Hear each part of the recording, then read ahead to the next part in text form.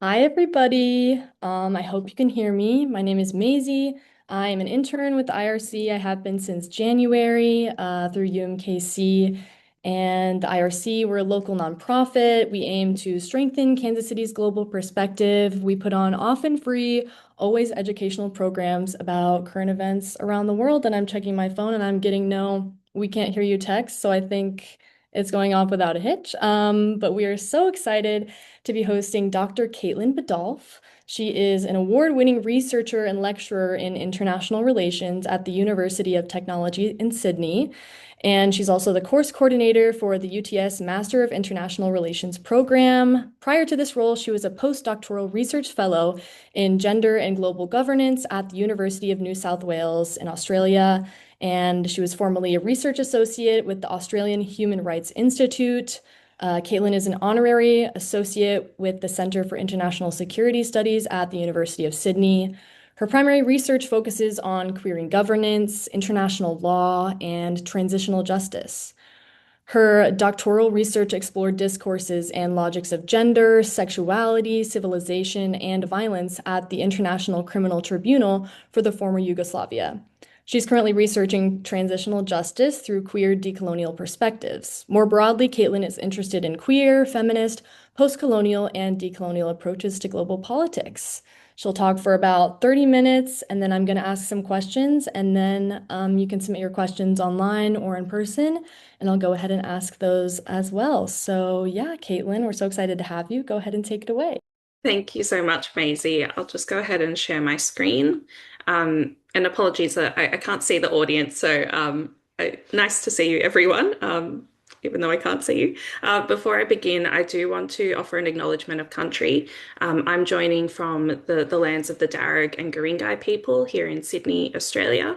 I'd like to pay my respects to their elders, past and present, and I extend that to any First Nations people joining us today.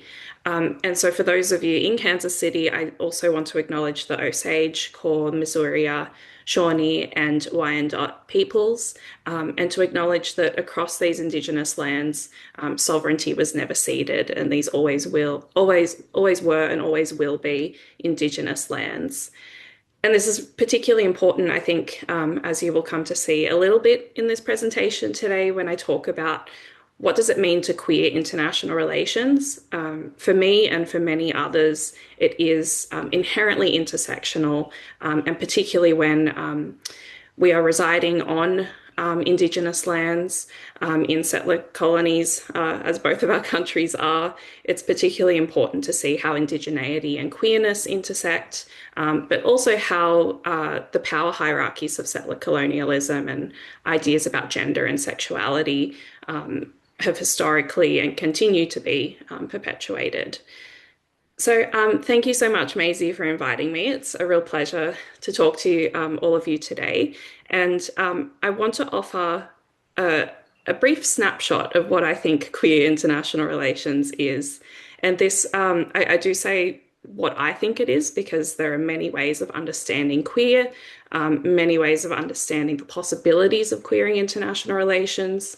So I want to first go through a bit of a definitional overview, again, from my perspective, from my research on various things concerning queer international relations, and then going through three case studies of what queering IR might look like. These draw a little bit on my research, but I also wanted to talk to things that I'm sure you are all feeling in the US, particularly at this current point in time. So, what is queer? A very important note on terminology. I'll be using queer in this presentation or LGBTQIA+. That acronym is lesbian, gay, bisexual, trans, LGBT, queer, intersex, asexual, aromantic, and any other non-normative gender identities, expressions, sexualities, and practices. But this is not the only way of identifying queer. So we might talk about LGBTQIA politics when we're thinking about queer. But again, I would ask you to broaden your perspective in terms of the terminology. And as I mentioned, the intersections of queerness and indigeneity as an example. There are other terms and identities that various queer people might use. So, for example, in Australia, Indigenous queer people, there are some terms called brother boys and sister girls. In Canada, we have two spirit. And then, of course, there aren't always named identities to categorize the diverse and fluid ways that gender and sexuality is expressed. So I do want to acknowledge that there's a politics to these terms, and also there's a very Western-centric and colonial origins with these sort of identity markers. So that's a long spiel that I don't have time to go into fully, but I did want to preface that. So we could, as I said, look at LGBTQIA politics as reflecting what it might mean to queer international relations. And a lot of people do this, myself included. We might expand it a little more broadly to look at gender, sex, and sexuality beyond the LGBTQIA plus identity politics. And this might be concerning how ideas about gender and ideas about sexuality inform particular practices of global politics. So it could be, nuclear politics and the kind of gendered, phallic, hypermasculine politics that happens in that space. So it's thinking about how gender, sex, and sexuality constitute global politics in all areas of the international. And as I said before, it's really important to have an intersectional approach to queer theory and queer studies of global politics. And this is not limited to, I mentioned indigeneity before, but we could also look at how queerness and class, race, religion, able-bodiedness, geography, all of these different intersections bring a diversity of experiences of queerness. And this is really important to carry through when we're applying a queer lens to international relations. Another core element of queering for me and for a lot of people in this space is about deconstructing power more broadly. So this is about challenging the violences of the international system in particular, but not exclusive to the ways that the international system can be very violent for queer people, but also for all people and the hierarchies and assumptions on which international relations is upheld. But also queer approaches, when they're deconstructing power relations, they're also doing that to try and reimagine and transform the world to be more queer, be more socially just, a place for liberation and for dignity and joy. So those are just a few ways that I understand queer, but it does come from a really rich tradition of queer theorizing and activism within and beyond international relations. So what do queer approaches to IR look like? This list comes from a really nice paper by Melanie Richter-Monpettit and Cynthia Weber, I think it was back in 2017, where they outlined a bit of an agenda for what it means to think about sex and sexuality in international relations. So it's coming on about 10 years now, and it's certainly not a holistic list of different ways we could see the international through queer approaches, but I thought I'd offer this as a bit of a snapshot for you. So the first one, how do cultural ideas about gender and sexuality shape foreign policy and military operations? How do the security and development needs of LGBT subjects become key terrains in geopolitical struggles around war and security, as well as around human rights and norms diffusion? How do heteronormative, homonormative, and cisnormative frameworks inform the operations of the global political economy? Before I move on, for those of you who are not familiar with those terms, heteronormative refers to the assumption or the valorization of straight heterosexual identities and practices. Homonormative is the co-optation of queer rights in a sort of liberal capitalist, often Western framework, which tends to actually support heteronormativity in a peculiar way, and cisnormative refers to the assumption and the normalization of cisgender identities instead of trans experiences. Moving on, so how do normative understandings of gender and sexuality intersect with normative understandings of soldiering, militarism, and war to make normal soldiers, normal military policies, and normal wars? And something that's quite nice about queer approaches is this suspicion of how things become normal. And often that normality, as you can kind of sense here, is often explicitly but also implicitly informed through ideas about gender and sexuality. And queer approaches, conversely to looking at normal, are also interested in what gets constructed as perverse and abnormal. And we can also kind of reclaim that perversion in queer ways. How do non-normative understandings of gender and sexuality intersect with understandings of racial difference and colonial forms of power to construct internationally dangerous figures like the terrorist and or the insurgent? So here, again, thinking about that perverse element. And then how are processes of modern state formation connected to heteropatriarchal family relations and associated normativities of sexuality and gender?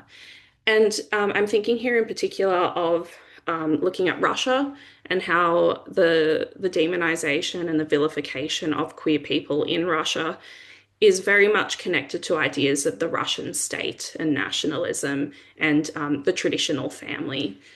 Russia's not the only one, but I think a nice example there. So these are lots of jargon, I'm sure, but hopefully you can start to see how queer approaches might offer interesting insights and analyses to various elements of international relations. And so to make that a little bit more tangible, I did want to, as I said, look at three case studies or examples of where we can see that play out. And I wanted to start with perhaps the most pressing issue, and particularly, I think, in the US at this current moment, looking at backlash against queer rights. So, to contextualize this to my audience today, I wanted to share with you this map from the ACLU that is tracking 2026 legislation, looking at all of the anti-LGBTQ bills in the US.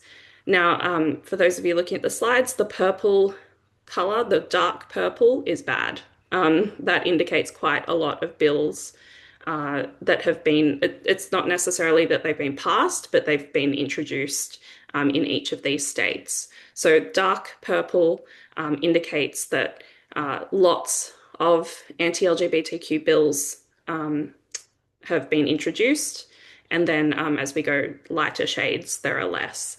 And I think very pertinent that I'm talking to you in Kansas City, that as you can see, that the Midwest and Missouri has unfortunately quite a large number of those anti-LGBTQ bills. I'm sure to you as an American audience, this isn't necessarily surprising, given the current context we're in under Trump, but also a lot of sustained intersections of conservatism, religious conservatism, and right-leaning politics that have kind of evolved over time to become quite pernicious. And this is not unique to this current moment, but it's certainly a continuation of some of this gender politics taking place in the US. So that is one example of queer rights taking a backslide, having backlash in particular contexts, and this manifests in the laws and the reversion of policies and laws that if there were laws that were protecting or advancing the rights of queer people, they're either being revoked or new laws are being introduced that actively persecute them or exclude them from various rights that they are entitled to hold. So what other elements could we look at when we're looking at backlash against queer rights? First of all, we do need to see this within a context of both the advancing of and the regression of queer rights.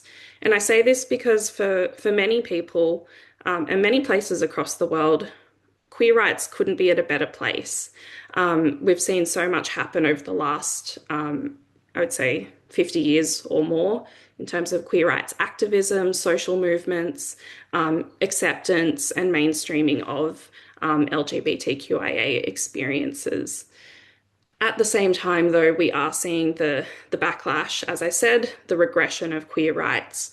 And this is taking place in the same countries, the same contexts. So it does seem a bit paradoxical, but we are coming up against that very real threat. And this is what international relations scholars looking at queer politics call political homophobia, where homophobia is institutionalized at the political level, where states are using this in their narratives of nationalism, in their political agendas, the scapegoating of queer people, the denial of their existence, and positioning them as the other. And another nice term from Dean Cooper Cunningham is this idea of heteronormative internationalism. And here this kind of hints at the ways that there's almost an unholy alliance of states and actors, whether that's far-right actors or individuals across the world who advance this homophobic rhetoric and share this goal. Just as perhaps a historical example, and something that continues today, in the drafting of the Rome Statute for the International Criminal Court back in 1998, in the discussions about how gender would be defined in the Rome Statute, it was countries like the US, the Holy See, so the Vatican, and also various Gulf states and Islamic states that actually united together in this strange alliance to fight against a less biologically essentialist definition of gender. So here you can see that it's really quite a scary global phenomenon, not just located to fringe groups. And so, yes, I think it's important to note that this does manifest particularly in fascist, authoritarian, and far-right spaces, not just in political systems that are and have been for a long time understood as authoritarian, but also in liberal democracies and the erosion of democratic rights as well, as we can see quite clearly here in the US. So some examples of this. So I'm just keeping an eye on my time. We can see this manifest in anti-queer and anti-trans hate speech and discourse. As I mentioned, a lot of high-profile individuals, whether that's politicians or, pro-men's groups, things like that, who are spewing out this rhetoric and traveling across the world. We can also see this, as I showed you on the previous slide, the backsliding and regression of policies and laws, where, there might have been laws that protected queer rights, which are now being regressed. And we can see this very clearly in the criminalisation of queer people, practices, and expressions. And a really clear example of this is the Anti-Homosexuality Act in Uganda. But there are, I think, about 60 countries across the world that still criminalise homosexuality, not to mention gender diversity and trans people. So I'm offering a very bleak picture here, but I do think it's very important to lay out this reality that we're working within, and particularly given the ramping up of this anti-queer rhetoric.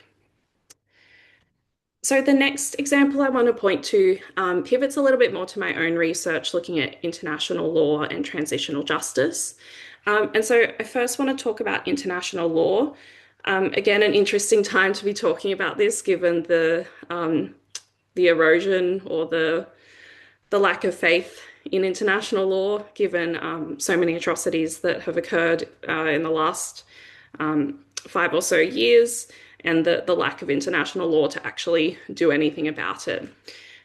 So what does a queer approach to international law look like? For me, one important question which kind of takes a bit of a spin on Cynthia Enlow's question of where are the women in international relations, we might ask where are the queers in international law? Where are their experiences? Where are LGBT people in the the courts, in the decisions, in the treaties? Where are their contributions in this space? How does international law reproduce cis-heterosexism and exclusion? What are the main international legal documents and treaties that have been created, in the previous century and before, and how might that rely on quite outdated assumptions about what it means to be, what gender and sexuality means? And then, how can international law be a mechanism for queer justice? Recognizing the limits of what international law can do, but also recognizing that there's real possibility there.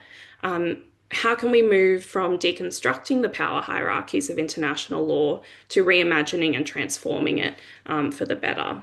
And so, some examples here, very briefly. In my own work, I've looked at the erasure of LGBTQIA plus people from international criminal courts and tribunals, particularly in terms of the uh, sometimes active, but other times I think implicit silencing of queer experiences. And we do also see this in, for example, the International Criminal Court has yet to look really extensively at crimes committed against queer people, explicitly anti-queer crimes, although that's starting to gain a bit more traction. Could also look at the cis heteropatriarchal norms of the crime of genocide, or we could look at the same for international humanitarian laws, which assume that the cisgender straight subject is the subject of international law. And so, what does it mean when we're talking about genocide, for example, and the laws of genocide? What does that mean for queer people? And thinking about the quite reproductive assumptions that go into the crime of genocide. And then finally, thinking about the queering of international human rights standards. Back in 2007, the Yogyakarta principles were developed, which have since had another lot of principles added to it. This is a soft law principle, so it's not binding, but it does offer really clear principles for protecting and advancing queer rights. And we're also seeing queer people and advocates looking to other international law instruments like CEDAW, so the Committee, oh, am I going to get this right, on the elimination of all forms of discrimination against women. So they've heard some cases from queer feminists and queer and lesbians, but yeah, also regional human rights courts as well have started to look at the violence against queer people. Moving on now to transitional justice. Very briefly, for those of you who aren't sure what transitional justice is, it refers to any processes or mechanisms through which societies seek redress and accountability for human rights violations. So we might think of truth commissions, national inquiries, tribunals and courts, memorials, and just a few examples of what they might be. So a really well-known one is the South African Truth and Reconciliation Commission. We can also look at reparations, and I know in the US there's a real movement for reparations for the transatlantic slave trade and people of African descent. So what does queering transitional justice look like? For me, it means a few things, and this is drawing on the work I've done, but also the work of many other great scholars in this space. It means, first of all, recognizing that violence takes place against queer people. And this often doesn't happen in these transitional justice mechanisms. It very rarely happens, actually. And I think this does point to the inbuilt cis heteronormative assumptions about who are people and who is the human that we're seeking to protect and advance their rights.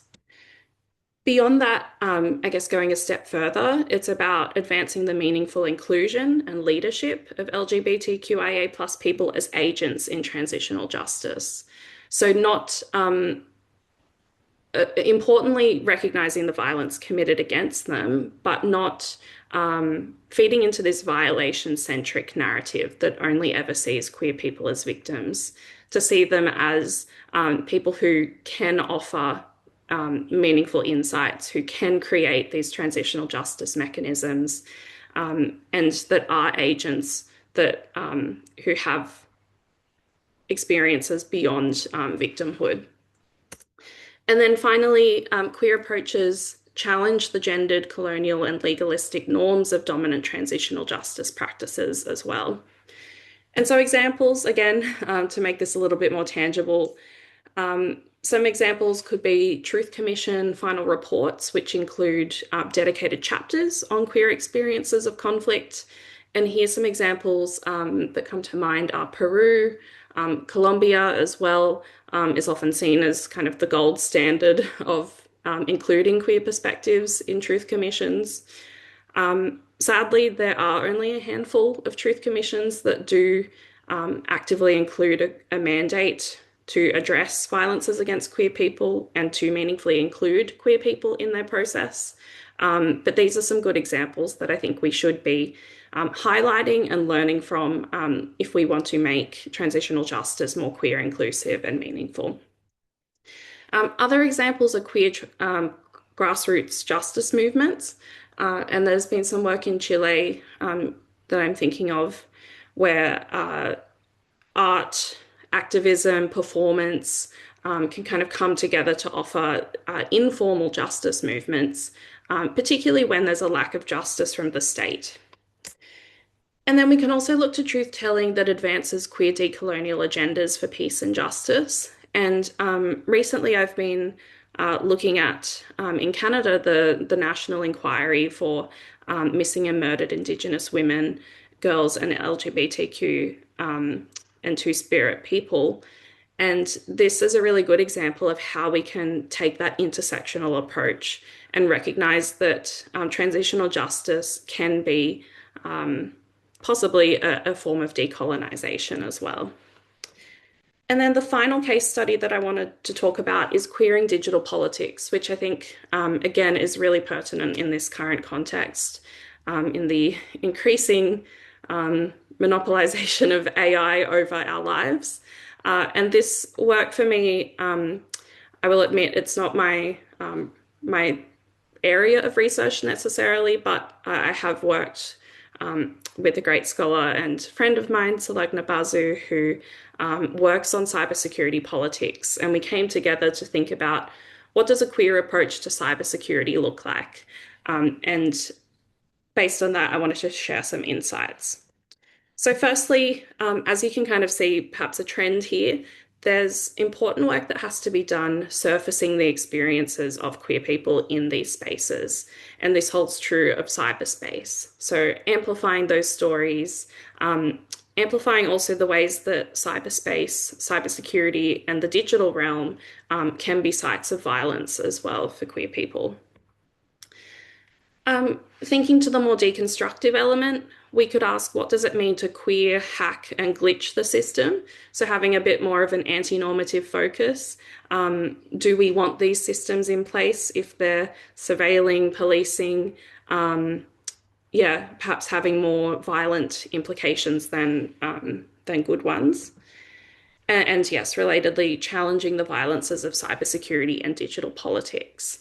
And so some examples, we can point to anti-queer violence in the digital realm, trolling, sexual and gender-based violence, outing, privacy concerns, particularly through data breaches, AI and algorithmic biases. These are just some of the different ways that the cyberspace can be actually very exclusionary and violent for queer people.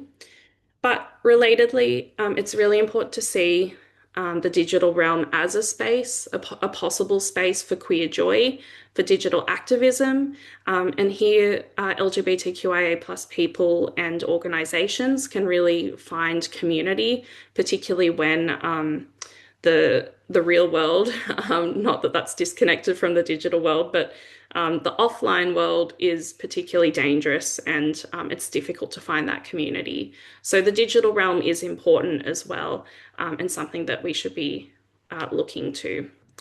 So with that, I think I might come to a finish, Maisie, but thank you for listening. And the last couple of slides, I've put some resources for those of you who are interested in learning more. I believe Maisie might be able to circulate these in some format.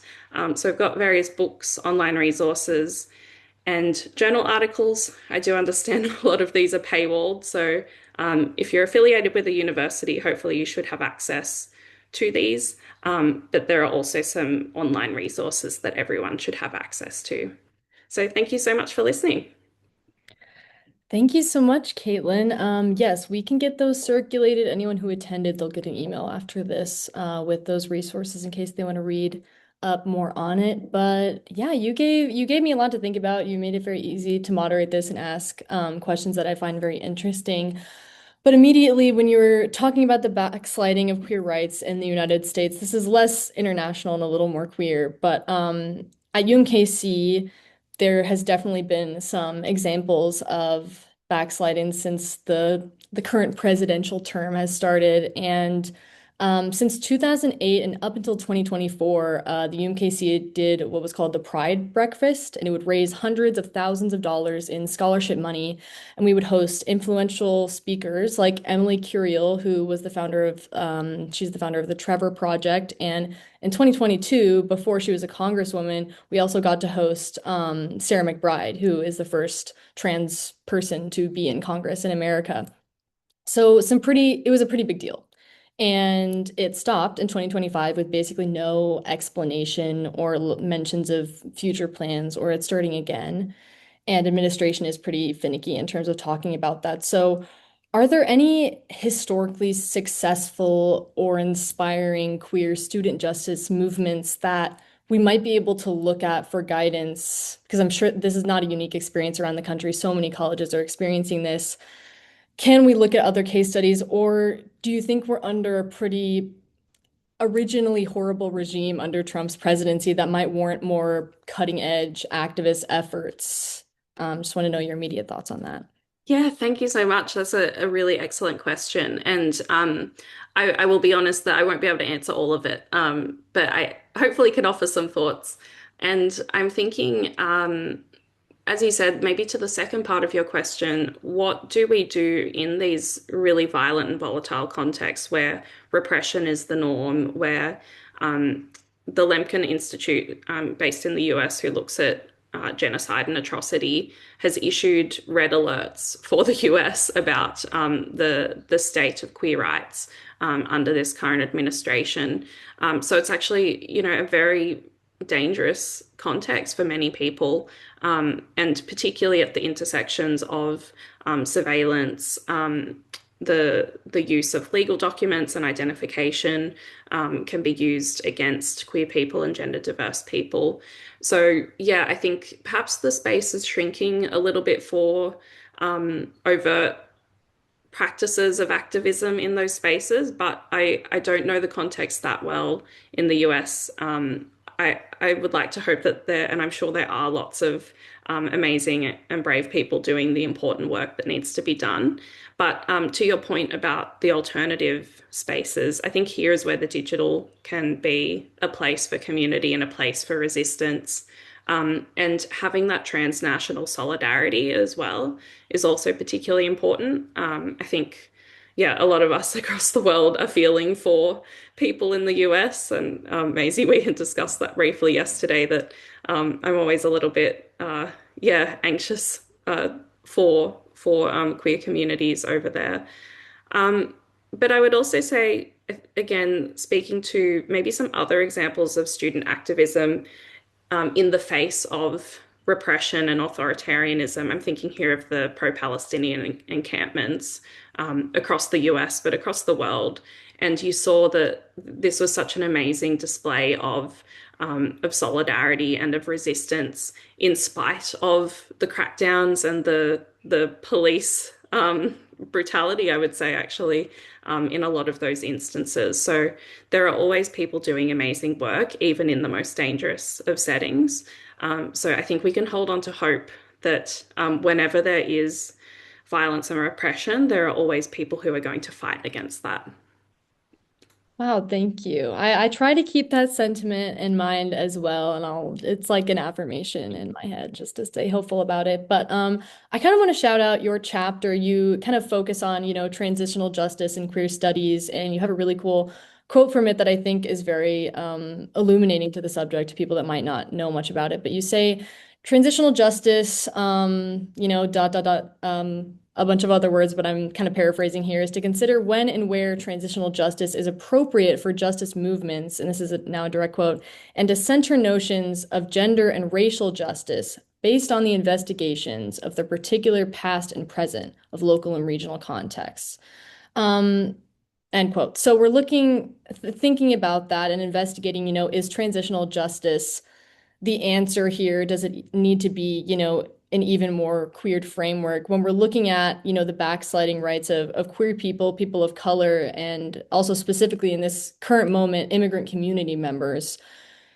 How can we center gender and racial justice in such a kind of dangerous time? And is it appropriate? And Yeah, how do we thank kind of you. determine whether it is appropriate? Yes, I think the short answer to that, in my perspective, is it's always important.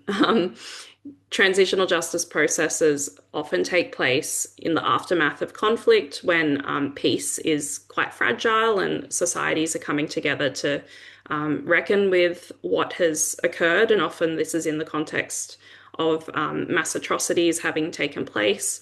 And a lot of post-conflict context, when they're writing their peace agreements or coming up with these things, um, a lot of actors are actually reluctant to include gender justice and racial justice, and they think, well, let's just achieve peace, and then we can do that later.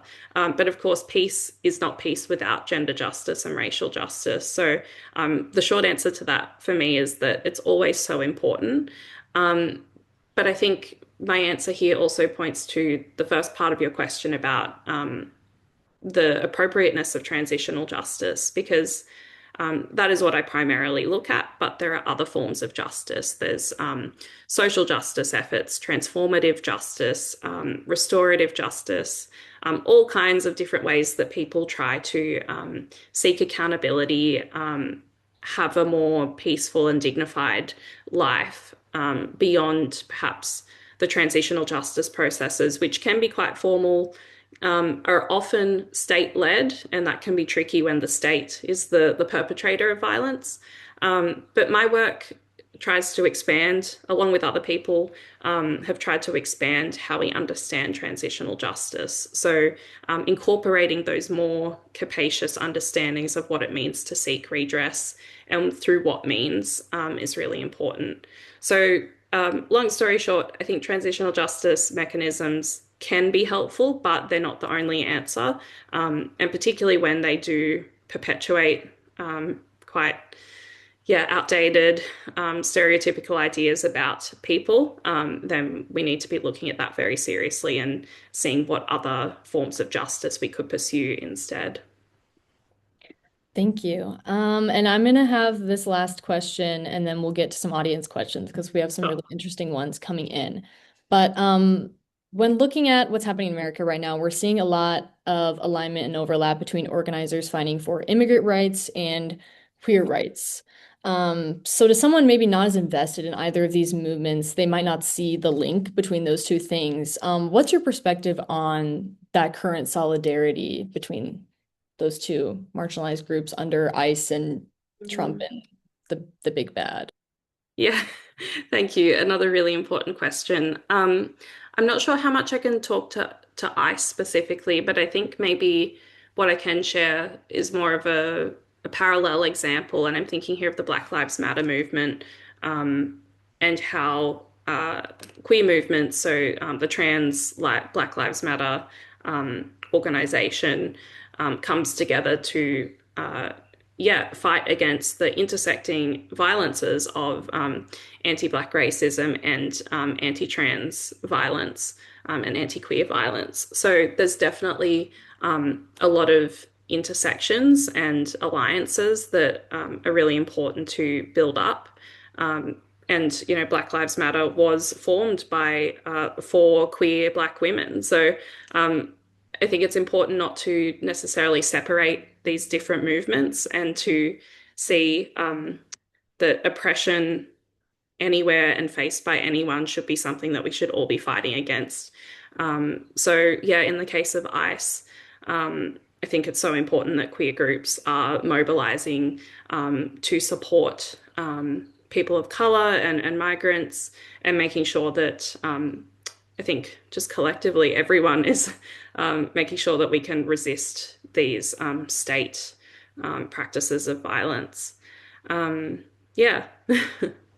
Okay, thank you. I'm gonna wrap up my questions and because we have just so many interesting ones coming in. But this first one from the audience, how do certain LGBTQ plus labels reflect Western or colonial thinking? Yeah, great question. Thank you. So, I'm not an expert in this, but I'll do my best to give a sufficient answer to your question.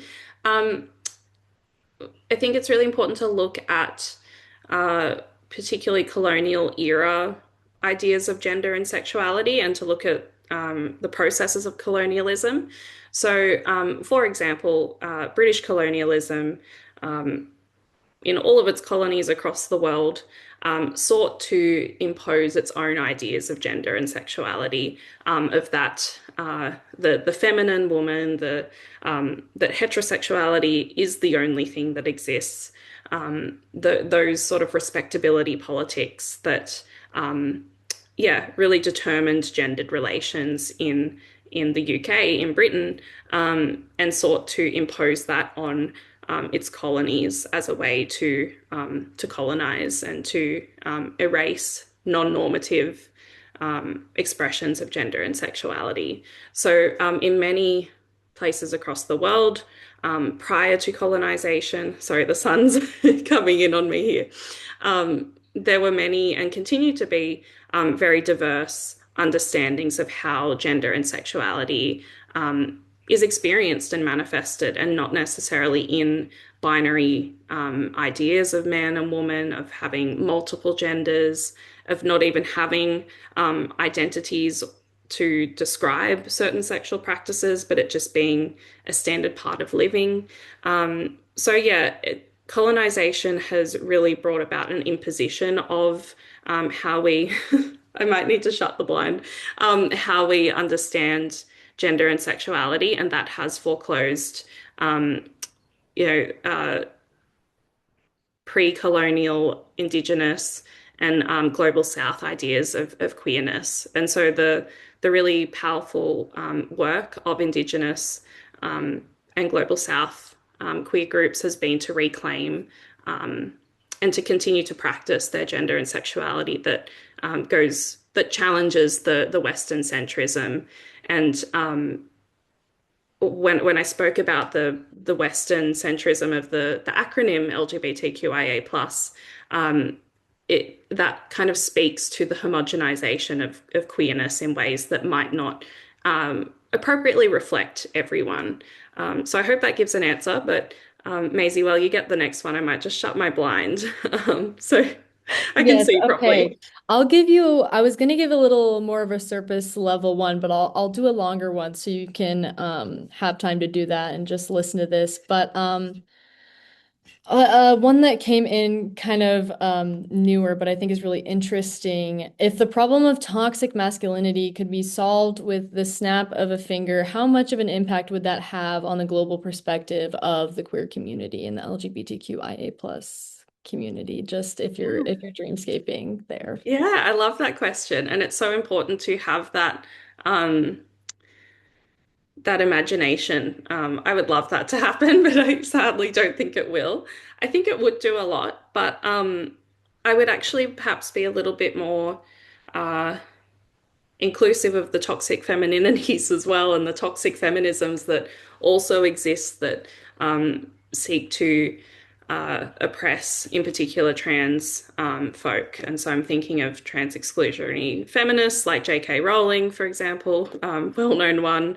Uh, so it's not just the toxic masculinities, I would say, although it's certainly a big part of it, but we're seeing the broader normalization of anti-trans, anti-queer rhetoric that intersects across different different yeah organizations, ideologies. So feminists we would expect would be allies. Sadly, that is not always the case. And yeah, J.K. Rowling and her ilk are some of the people that threaten that. But you know, we can see like I could name so many toxic masculine figures as well here too. The Tate brothers, Trump, you know, all sorts of people. But yeah, it would be so nice if there could be a world without that.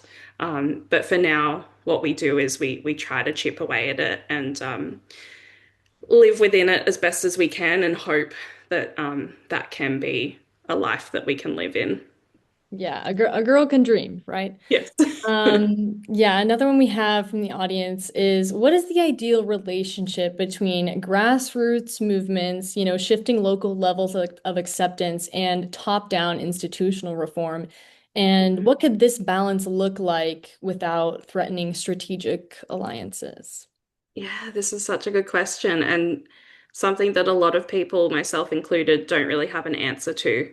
Um, and here I would talk a little bit to the work of abolitionist feminists. So, and by abolition, I'm talking about prison abolition. So, people like Angela Davis, who talk about the tensions between wanting to abolish these violent systems, wanting to abolish the state and the state institutions that continue to perpetuate violence and return to and honor the grassroots movements. But at the same time, that's not an overnight thing. I think that points to what we were talking about in the previous question. And so, what do we do in the interim to make the world safer in spite of the state? And so, grassroots organizations I say this as an academic, not as a grassroots organization, but they have a delicate balance to play between working within the state to make sure that incremental gains are won, at the same time as trying to slowly chip away at the violences and the ways that the state itself can be, yeah, an enemy against queer rights and other rights as well. So that example I was thinking in particular of, of prison abolition, but this intersects, of course, with racial justice, with gender justice, and the fight against neoliberal capitalism. So a lot there, but I do think, yeah, organizations do often have to be a bit strategic and do have to work with these violent forces and within them at times. But I think the ultimate goal for a lot of them is we do this to make things a little bit better in the present, but we're always seeking to do away with them and to find justice that is more meaningful for everyone. So, okay, I really would no longer like to be talking about the creature that is currently the president of the United States, but so this will be the last question about that, but I do think it's really interesting. Many disproportionately accredit the rise in legislation attacking queer rights in the US with the Trump administration, but this policy pattern started before Trump took power for the second time. How can we view this pattern as a response to the threat queer people pose to disrupting national and international structures of power? Yeah, really good question. And as I said, this isn't unique to Trump. This is a legacy born out of years of conservatism and religious conservatism that have manifested across administrations. And yeah, it's certainly not the only example, and yeah, certainly not just in the US, and we're seeing this a lot in the UK as well. Um, but yes, the question was about how this might be seen as these actors responding to the subversive politics of queer people in international spaces. Here, I'm thinking in particular of Russia as another example, as I mentioned. Russia recently passed a law that called a bunch of organizations protecting LGBT rights as extremist. And in Russia, there's a really explicit framing of queer rights as challenging the state, as challenging the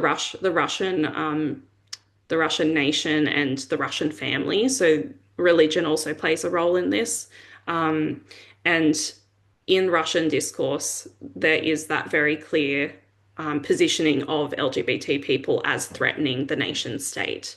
So, yeah, this is definitely something that is not unique to the US. And thinking about, conflict contexts as well, anti-queer discourse and rhetoric is often a precursor to wider mass atrocities taking place.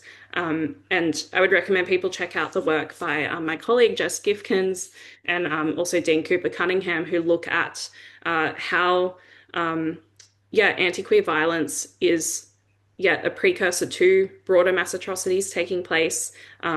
We see this in politicians calling other politicians queer in derogative ways, so not using it as a slur. So anti-queer slurs, things like that, are kind of reflecting the ways that the state seeks to uphold that straight normative idea of the nation. So yeah, I do think that that is certainly part of it. And yeah, it's something that is definitely worrying because it tends to take slightly different forms.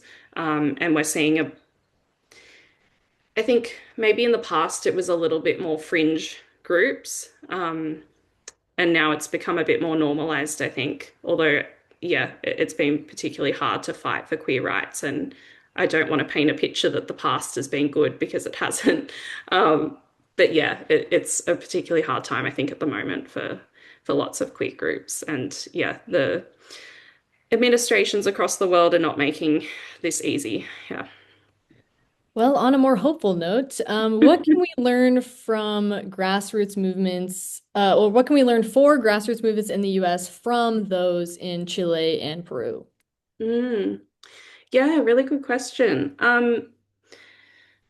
Oh, I think being creative is maybe what we had talked about before. Like, how can you come together in those alliances, do justice work that, maybe it is art activism, maybe it is performance activism, um, working with digital spaces or reclaiming public spaces. I think that's a really important and characteristic form of justice that takes place in South America. We see that a lot in the reclaiming of public squares, of government buildings. So that could be something that US grassroots movements look to, although I'm sure that's already being done as well. So yeah, I think the question itself is a really good comment actually on the importance of grassroots movements looking to the successes or the lessons that could be learnt from other contexts. So I would just say that that's really important to keep doing. Not that I have a definitive answer, I think, to that question, but really, really great one. Thank you. A little bit on the more like surface level slash term side of things, do you think you could explain just transitional justice to someone who maybe has never heard it before, and also after that, the elaborating on the cis hetero patriarchal norms of genocide? So those two terms. Yes, sure. So transitional justice, as the word suggests, transition, typically these are mechanisms like criminal courts that are propped up, or truth commissions, as I said, or reparations, whether that's like monetary reparations or symbolic, could be memorials, all sorts of ways that both the state but also non-state actors might try to acknowledge past and ongoing human rights violations. So, as I said, the South African Truth and Reconciliation Commission is a really good example. Uh, and that was obviously established in response to apartheid and the crimes taking place in apartheid South Africa. It wasn't a mechanism that uh, um, like punished or arrested perpetrators. So they have different functions. Not all of them have that punitive approach that a criminal court might have. But yeah, a lot of them do take place or are created in the aftermath of conflict or in a transition from authoritarianism to democracy. But increasingly, transitional justice is also um, taking place in contexts where there technically is no transition. And here I'm thinking of settler colonial contexts like mine here in Australia, the US, Canada, New Zealand. There have been various truth commissions, apologies, non-state processes as well. So yeah, it's I hope that helps elucidate a little bit what transitional justice means. As to cis heteropatriarchal, yes, that's a bit of a mouthful. But if we break it down, so cis, as I said, is referring to cisgender identity. So that means people who identify with the sex they were assigned at birth. Whereas the opposite or the binary of that is trans. So people who do not identify with that identity that they were assigned at birth. And so the cis in cis heteropatriarchal is referring to how cisgender identities are taken as the common sense. They're naturalized, and that there's less room to see the lives and experiences of trans and gender diverse people. Hetero as in heterosexual, straight. So again, it's that normalization of straightness. And then patriarchal, the patriarchy, so the domination of men and masculinities as the common sense. So if you package all of those three, you get a bit of um, an axis of evil in many ways. That it's the normalization of cis, straight, and men essentially, and that those tend to organize how we see the world. So I hope that makes sense. And please do feel free to Google any terms that I've said because there are a lot. But yeah, there's a lot that we can learn from them too. Thank you. And I think we have time for one last question if you're okay with going like a little bit over time. Yeah, sure. Have there been any meaningful consideration of queer experiences or impacts in regard to crimes of aggression through cases brought to the ICC? Are there any like immediate cases that are coming up in your memory? Yeah, thank you. That's a really great question. Um, I don't know about in particular the crime of aggression. I'm thinking in particular of Russia's invasion of Ukraine, that is in particular being looked through the crime of aggression. Although I do know, of course, that queer people are being persecuted in that war. Um, and the ICC has a case on against Russia. Uh, or has an investigation, has arrest warrants out for Vladimir Putin and other key members of the Russian state. But as far as I'm aware, I don't believe the arrest warrant or the charges speak to explicitly the violence and the persecution against queer people. But perhaps a slightly different context, looking at Afghanistan, the ICC a couple of years ago issued arrest warrants for key Taliban figures, and the some of the charges that the ICC is looking to bring against them is the crime of gender persecution, and this is not just against women and girls, but also queer people as well. So this is actually quite a historic development. We haven't seen that explicit yeah, this is where queer people are actually being brought into international law and their experiences are being acknowledged, which is quite sad, actually, where in 2026, this is only a few years ago that this happened. Um, we would hope to be a little bit, we would hope to be there by now. But in any case, this is a good example, I think, of the symbolic value of recognizing crimes against queer people, although I have concerns more broadly about international criminal law as a project and what violences it may uphold. So it's a double-edged sword, I think. Like it's a good thing for queer victims and survivors. So we are seeing that recognition in international legal systems. But I do feel a little bit skeptical about how much justice it can bring. And I say that because the International Criminal Court has struggled to uphold charges regarding gender-based violence. But beyond that, we know from survivor experiences and testimonies that international courts and the legal system more broadly can be really dehumanizing and disempowering for victims and survivors. So, two sort of responses there for that question.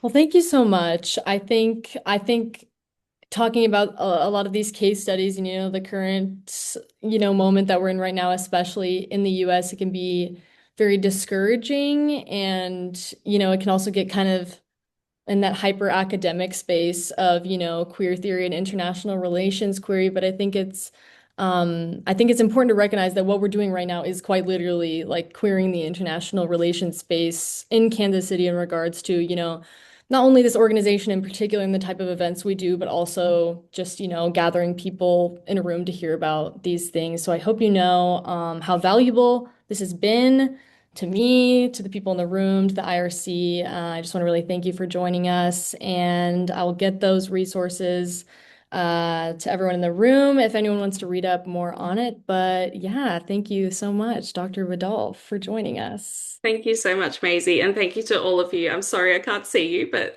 thank you so much for, They're for smiling, I'm joining. sure. I got some That's texts. okay. Things are going well, so I think it's. I'll let you know after. Perfect. All right. But Thank you so much. Bye, yeah, everyone. have a good one. Bye.